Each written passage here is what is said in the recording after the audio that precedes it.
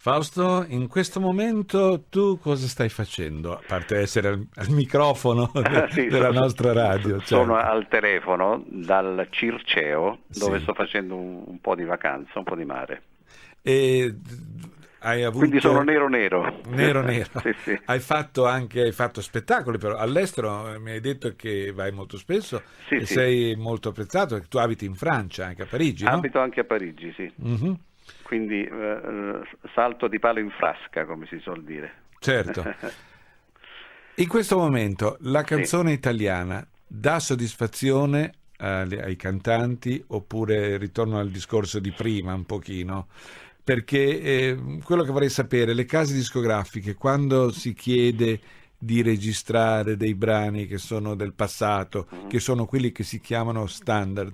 Sì, Io ho un amico che è un cantante che conoscerai senz'altro di fama, che è Al Martino. sì, Mi come dice, no. anche lui ha avuto grandi successi nel passato, però mi Sì. ha detto che anche oggi, se lui vuole incidere un disco, la Capitol Records, dove lui ha fatto guadagnare montagne di Di soldi con i soldi, suoi sì. brani, gli dicono che se vuole incidere un disco deve pagarcelo lui e loro magari poi lo mettono in circolazione, insomma, glielo Sì, sì, distribuiscono. questo è un pochettino il problema, diciamo così, che forse ci accomuna, naturalmente a livelli molto diversi, perché sai, le cose americane sono sempre molto più grosse delle nostre.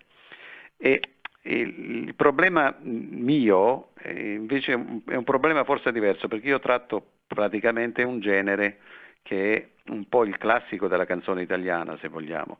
Chiamiamola italiana, ma si tratta di canzone napoletana, insomma. Ecco, la mia,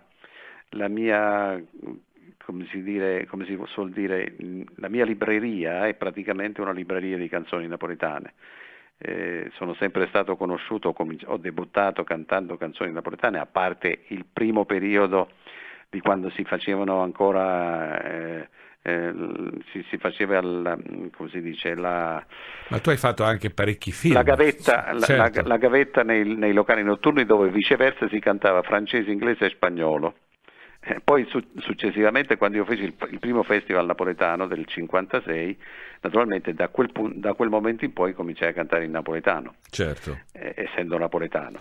Poi successivamente, come tu ricordavi, ho fatto anche dei film, ma sempre cantando canzoni No, napoletane. se non sbaglio hai cantato anche in italiano in un paio di film, se non sbaglio. Forse sì, nel film Classe di Ferro ho cantato il Calypso In the Rain, Ah, ah, questo era il titolo, ma la canzone era in lingua italiana, una canzone di Lelio Luttazzi. sì. Ma viceversa recentemente hanno Ti dato, accompagnavi con la chitarra, se non mi sbaglio. accompagnavo con la chitarra. Oh. Ecco, per esempio cantavo una canzone che si chiamava Il poeta guappo, in questo caso però la canzone era di un altro film, stavo confondendo un po' le idee. Vabbè, non importa. No, no, no, perché Ma ne hai recentemente, girati... recentemente è stato dato perché è un film assieme a Nino Manfredi, hai Sì, capito? Che si chiamava Guardia, ladro e cameriera, benissimo, è e vero, in quel caso bellissimo. lì cantavo anche accompagnandomi con la chitarra. Che Era la ne mia dici? partenza, e la mia Certo. partenza e credo sarà il mio arrivo, Come insomma. ti hanno scoperto? Sono curioso di saperlo.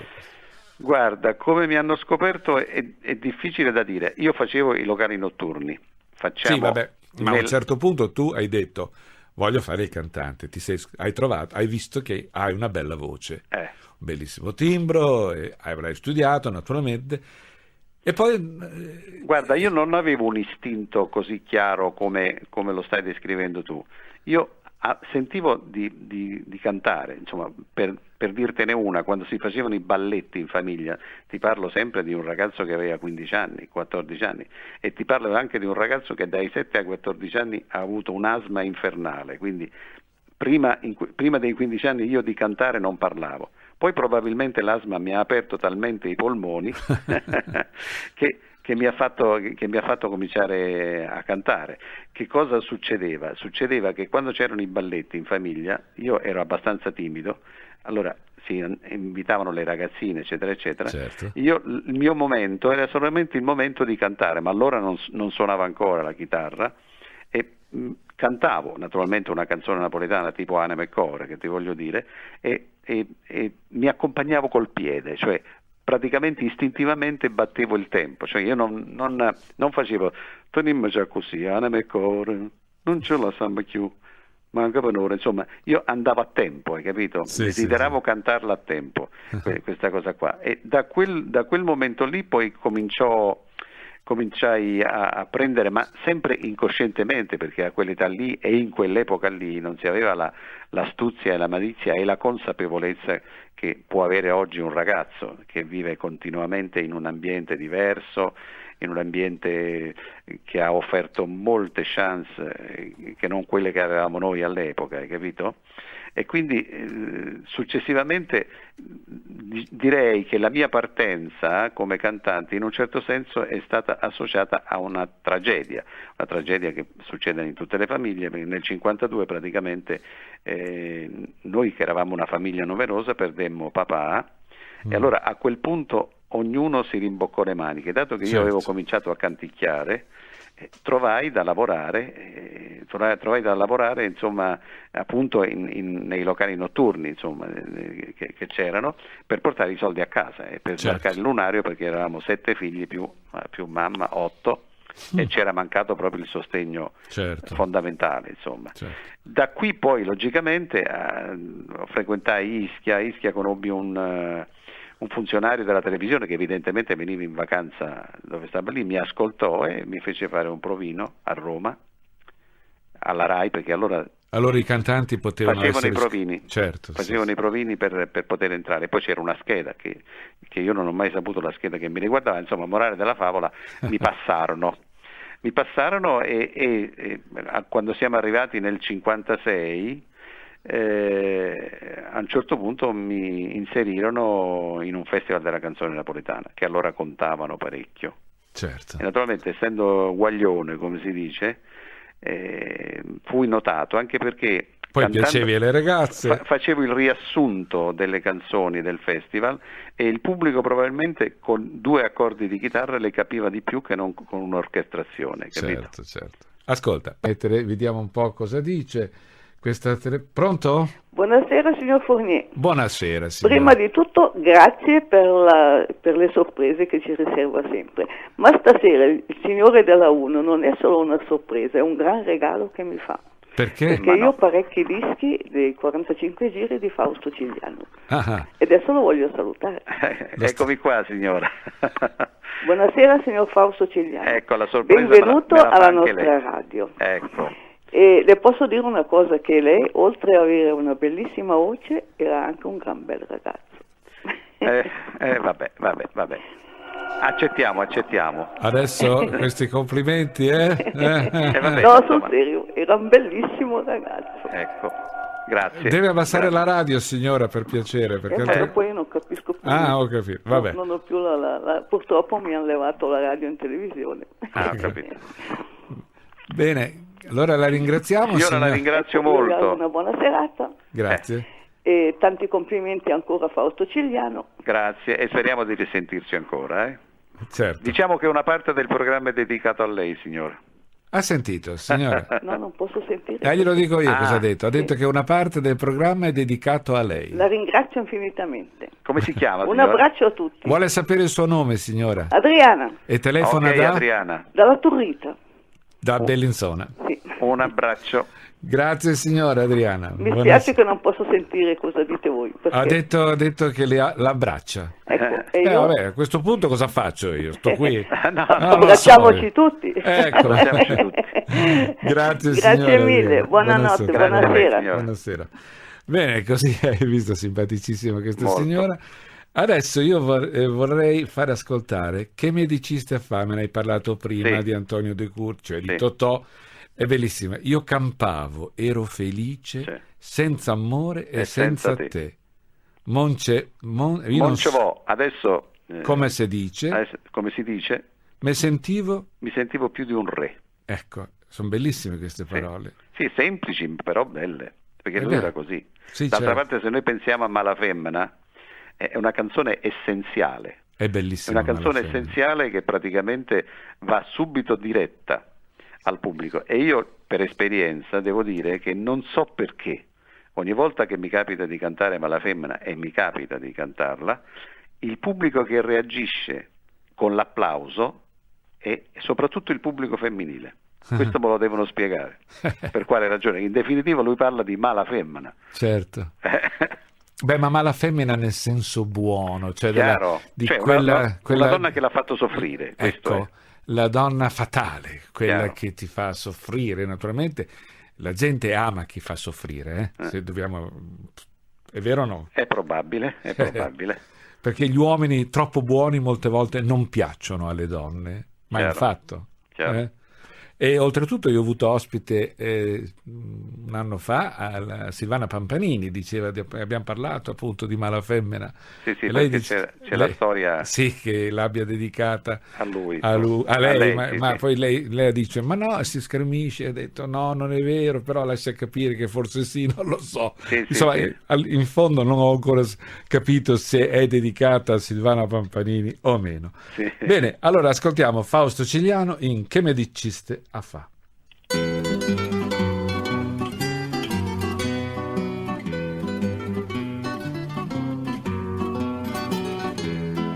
Tutta una scritta a Napoli, canzone appassionata, tutte bellezze in Napoli sono state decantate, da Boria a Tagliaferri di Giacomo Valente, in prosa, verso e musica, ma chi può dire più niente?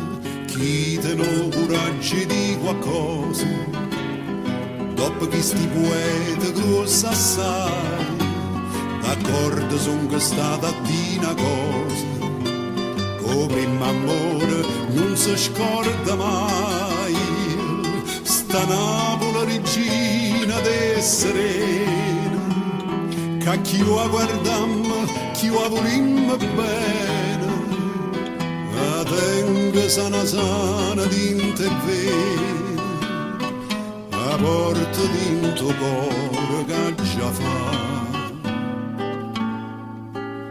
Napoli si come zucchero, terra d'amore, che rarità, zuoccolo d'amore e femmina, e o cuore Napoli che vo cantare.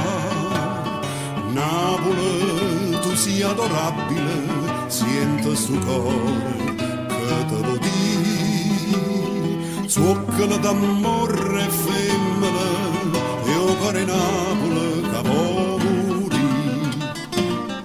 Napoli tu sia adorabile, sento sto cuore che te lo di, zuoccolo d'amore e femmina, e o cuore Napoli che vo morì. Zuoccolo d'amore e femmina, e o cuore Napoli che vo morì.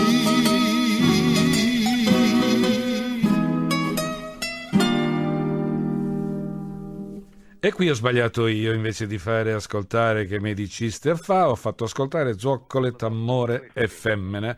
Comunque lo faccio ascoltare adesso, ma anche questa che abbiamo appena ascoltato Sì. era di Totò, di De Curtis. Chiaro, infatti. era di Totò non totale, nel senso che aveva la stessa storia della precedente, cioè poesia di Totò adattata in musica da Franco Piccolo. Certo.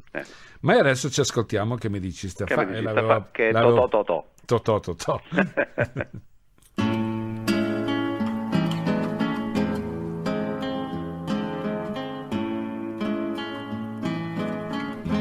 Io campavo ero felice,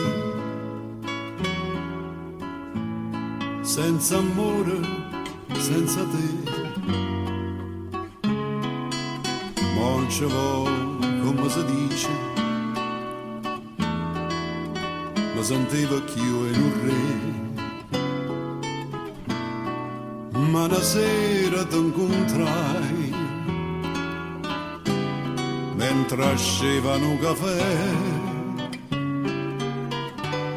e guardando ti pensai,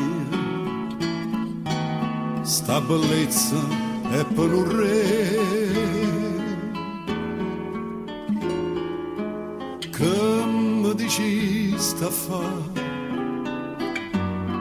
ti voglio bene. Che mi imparaste a fare, che dell'amore perché metti sto fuoco in tasti vene, perché tu mi imparaste a sospirare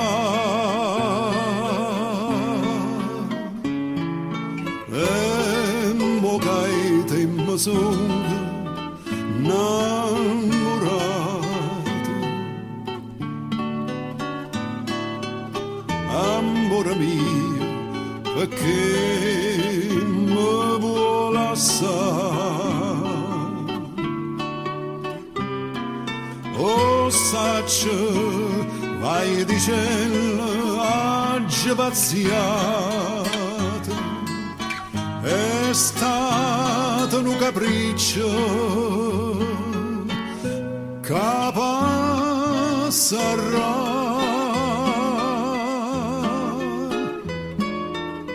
che mi dici sta a fare, ti voglio bene. Sì che sto bene è un'infelicità.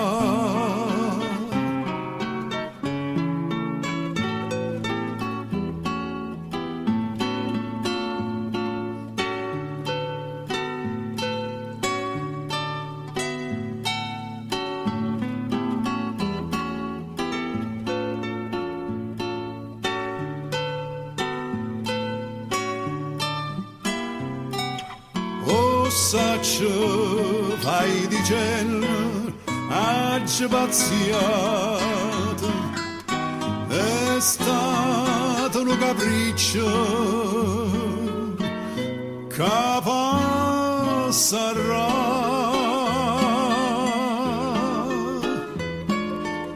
che mi dici sta a fare, ti voglio bene. Sì che sto bene è un'infelicità.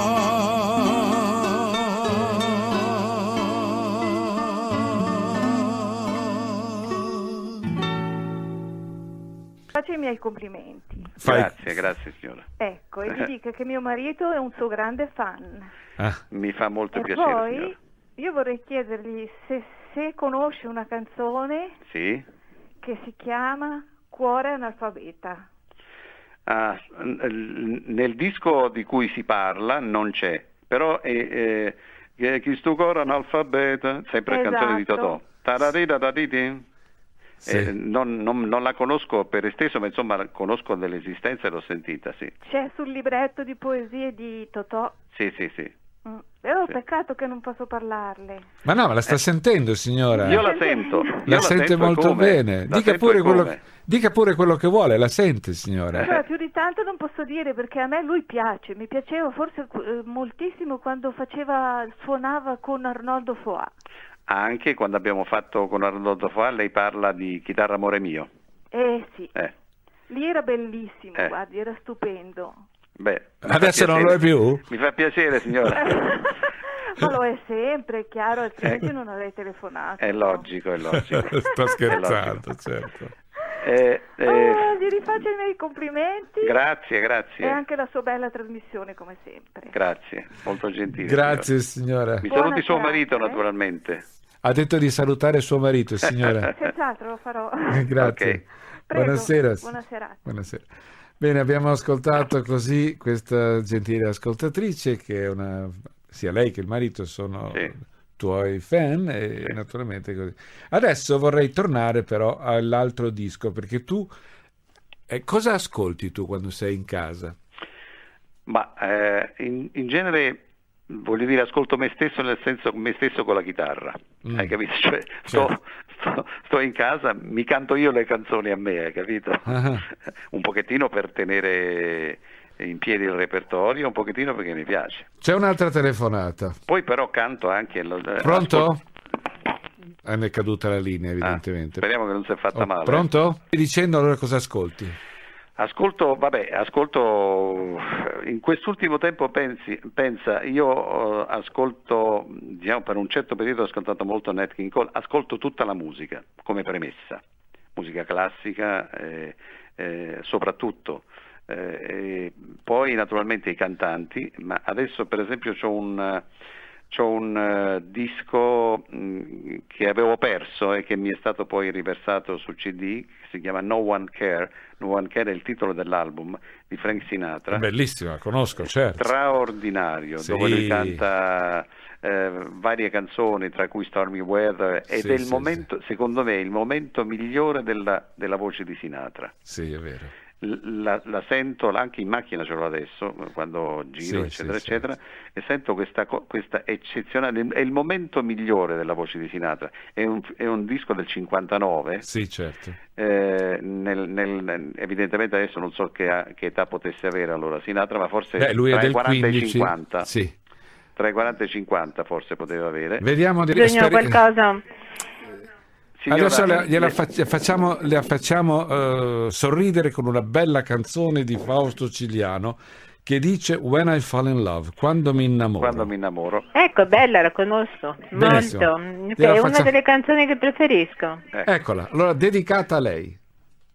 Grazie, molto gentile. E buona serata. Buona serata.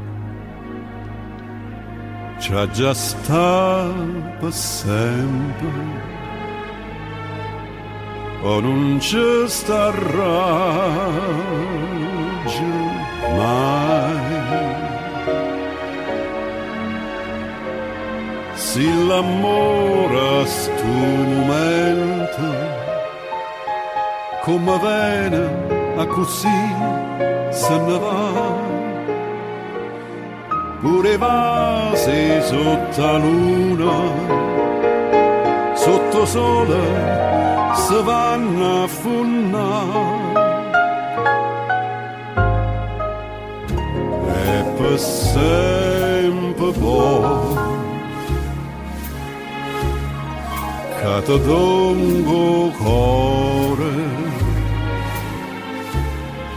o mo tengo in piedi a me.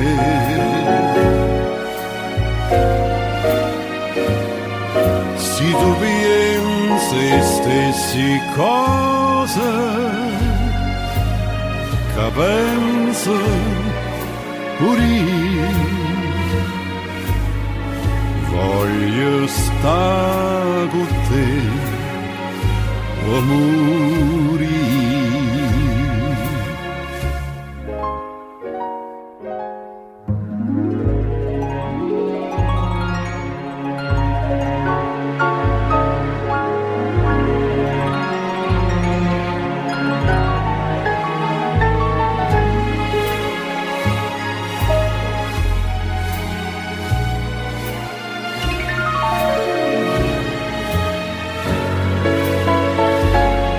E si pensa stessi cose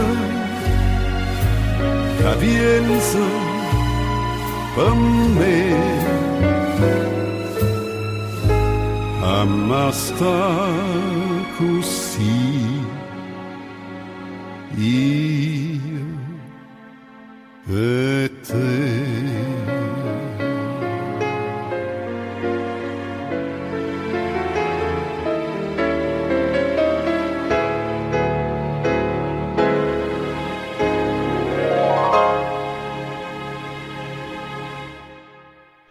Bene, Fausto Cigliano, io vorrei sapere da te, io Sì. dico una cosa adesso agli ascoltatrici e agli ascoltatori e penso che sia vera, e correggimi magari se sbaglio, vorrei dire Sì. appunto che Napoli è una città italiana dove la musica è completamente, cioè il mercato discografico è completamente diverso dal mercato discografico italiano, perché a Napoli c'è un mercato esclusivamente napoletano. Ci sono dei cantanti, di dischi, di personaggi, di cantanti che si vendono e che vanno per la maggiore magari a Napoli, che sono completamente sconosciuti nell'altra parte d'Italia. Ho Questo è ragione o vero. torto? No, questo è vero, è vero. È vero, soprattutto e viene, diciamo, relativamente da lontano questo fatto.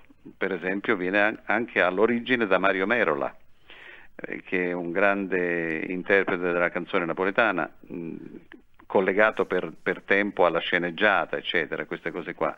E Mario Merola era conosciutissimo a Napoli per un certo periodo, adesso gli anni non me li ricordo, ma so che il Teatro 2000, dove facevano la sceneggiata, fece esplodere questo personaggio, che poi successivamente, col passare degli anni, è diventato un personaggio anche a carattere con impatto nazionale, diciamo, visto il genere che interpretava.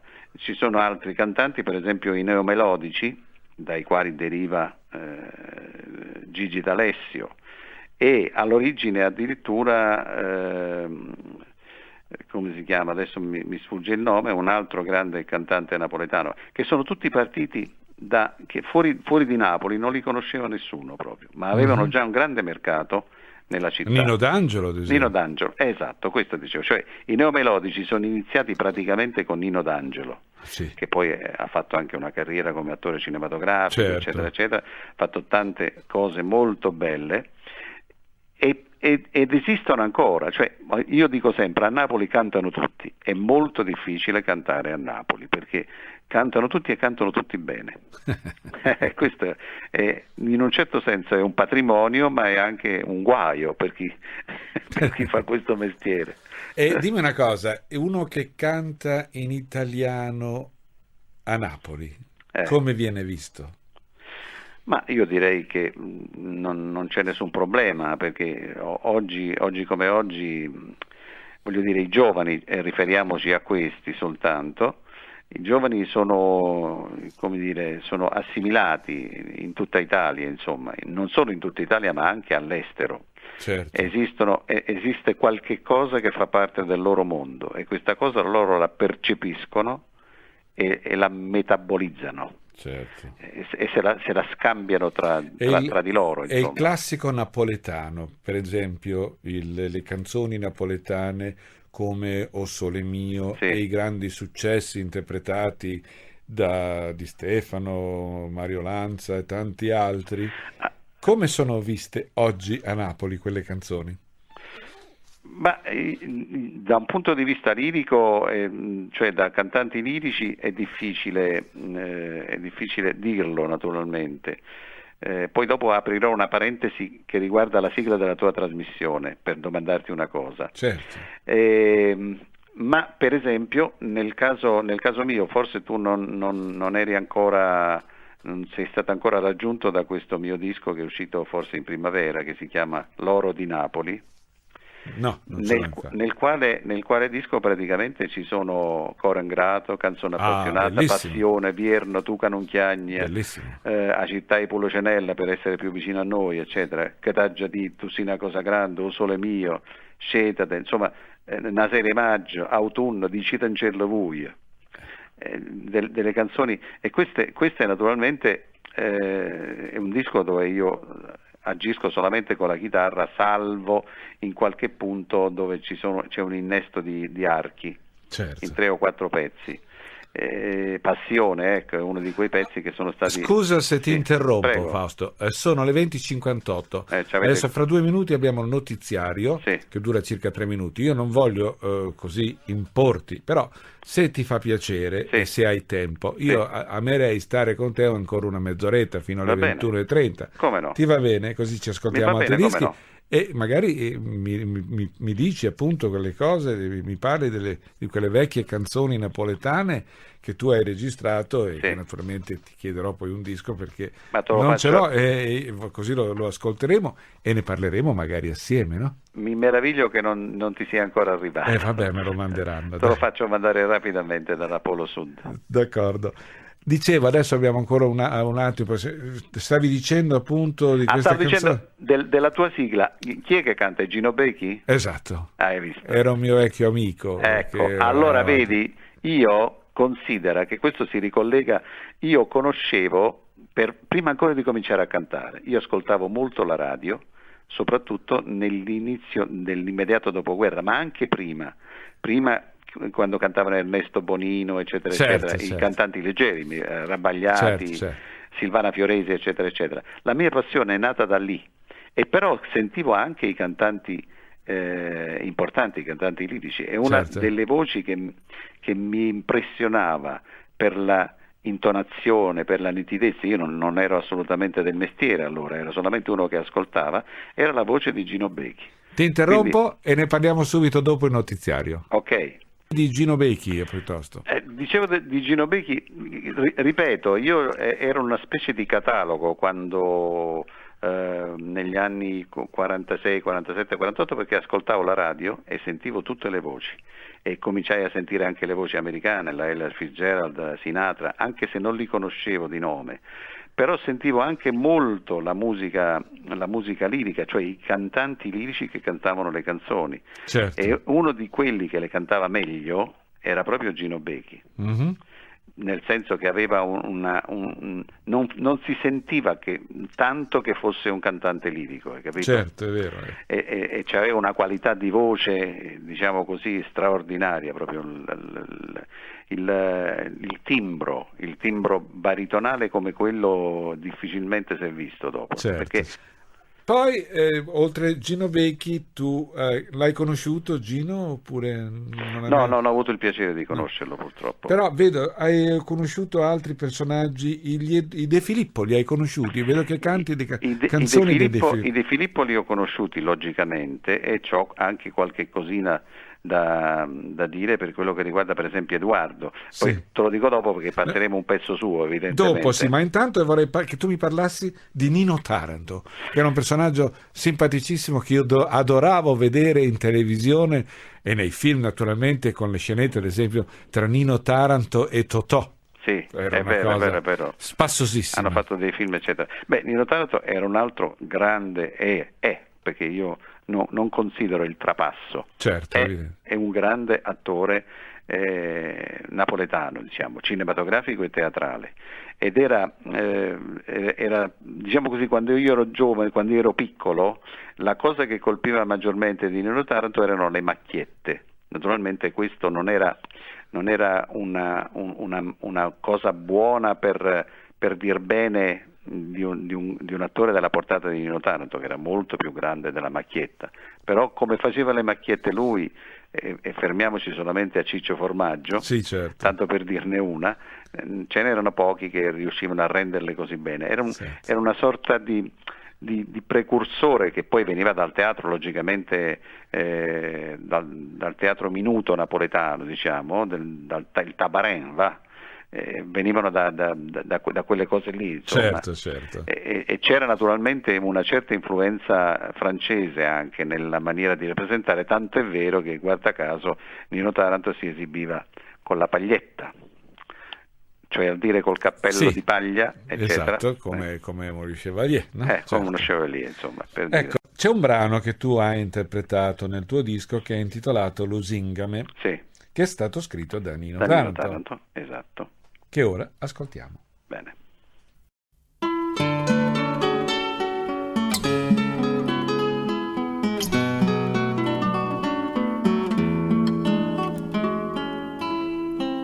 Forza s'arrasta il cielo chi ne stelle, Maria, Maria. Forza s'arranna stuocchia così bella, Maria, Maria. Forse l'amore che mi mise in tuo cuore, ma io non ci credo che tu mi puoi lasciare. Tu non lo sai che mi stai dentro te. Si te ne vai, non posso più campare. Lusingame a poco, fallo stutare sto fuoco, che dentro cuore mi hai appicciato tu. Si te ne vai, o sai che me ne muore. Lusinga me ne poco, che senza stu occhi tuoi non campo più.